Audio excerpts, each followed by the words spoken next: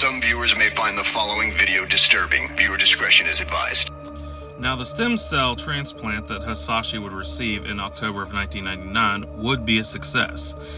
Even though it would be a success, there would still be a time waiting period for the stem cells to attach to Hisashi's chromosome cells and see if he could actually start producing chromosomes, cells, and thus producing cells for his skin, his immune system, and so forth. But there's a time period for that, and unfortunately the radiation symptoms or effects would not wait for that to actually happen. And this is where we have a lot of bad things happening to Hisashi, where not only was he not having a good white blood cell, being that it was all the way down to 100, and not even considering the fact that his platelet level was 18,000. So anything that happened to him, if he gets just a minor scratch, he could actually bleed out. And unfortunately, it's around this time that he started losing clumps of his skin. And even when the nurses would go to sponge him and try to bathe him, patches of skin would just fall off. And they would first realize this when they would just go and do their regular checkups and would have to remove tape from his chest and everything, and just ripping that tape would just rip off that flesh in chunks. And so now we have not only Hisashi with a bad immune system, we have Hisashi with chunks of his skin falling off.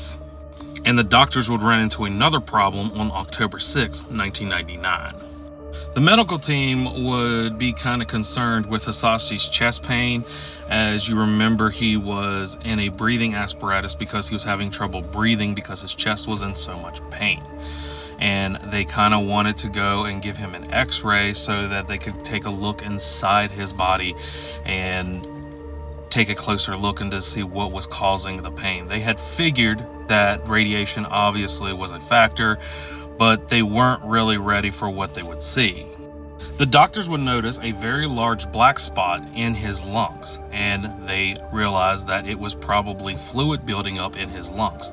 Now, typically with this kind of problem, or the proper procedure is they would just poke a hole and just drain the fluid out. Well, the doctors can't do that, and were afraid to even nick him because of his low platelets. And they knew that if they just poked a hole in his chest, that he would just essentially bleed to death. So therefore, they would take the breathing apparatus that he was in and they would force oxygen into his lungs.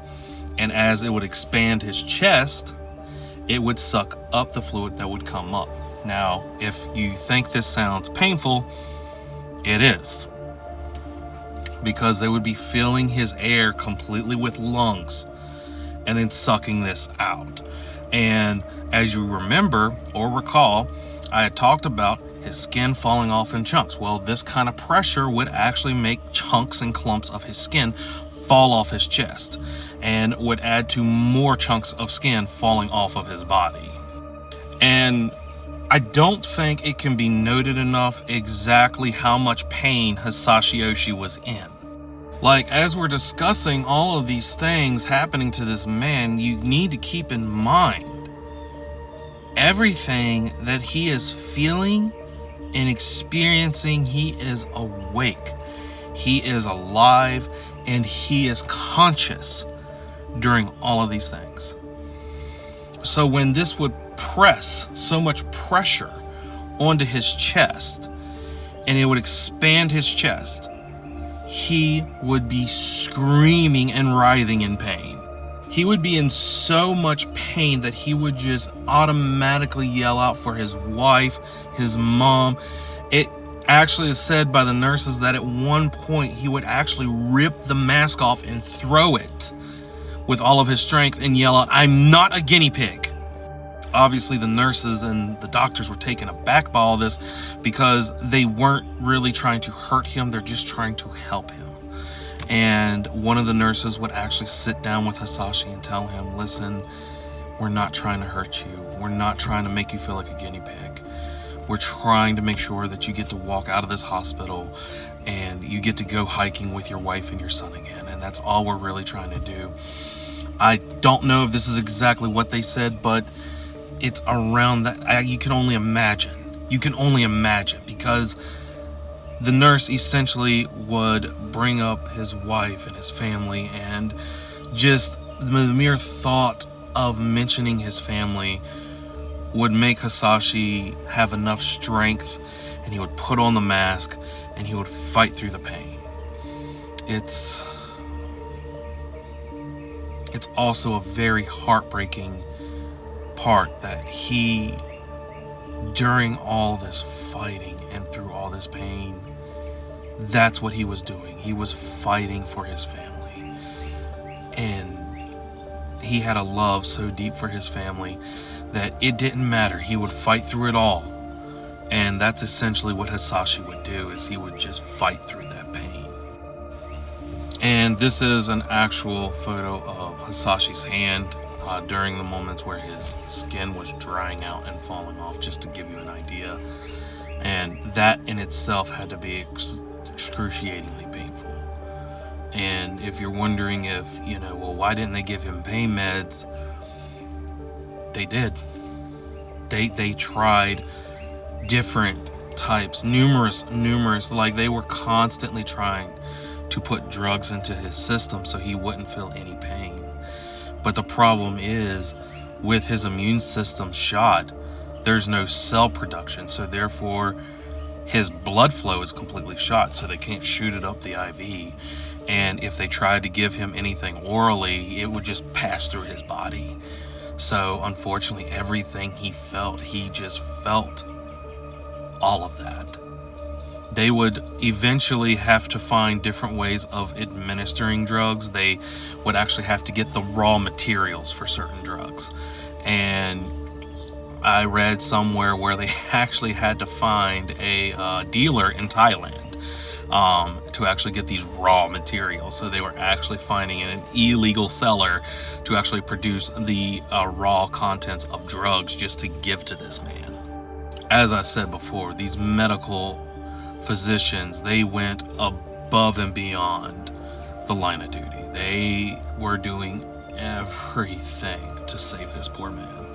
It should also be noted that after this particular situation with Hisashi, that pharmaceutical companies would actually start creating medication and drugs to actually help for these particular types of situations. It doesn't really help Hisashi's situation, but Hisashi's situation would actually help numerous people later on down the road.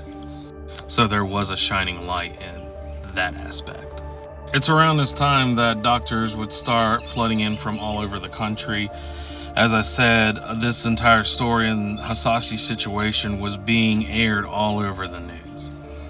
And so doctors from all over the world were actually coming over to assist the medical team with whatever they could assist with.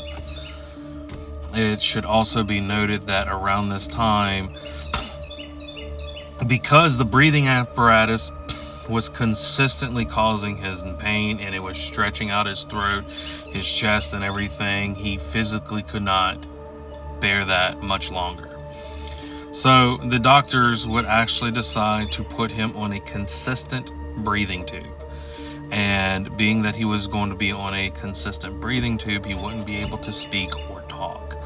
He would still be able to look around and use hand signals and stuff, but he wouldn't be able to speak. So right before they would put him into this breathing tube, they would actually give him a chance to see his family so that he could actually talk to them before he went into this breathing tube.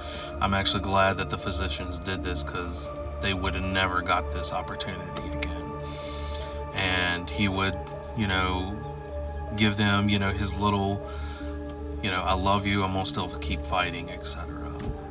And it should be noted that his last words, because his wife would be the last person he would see him, and it should also be noted that right before they would put this breathing tube in, the last words that Hisashi would ever say alive would be holding the hands and telling his wife, "I love you."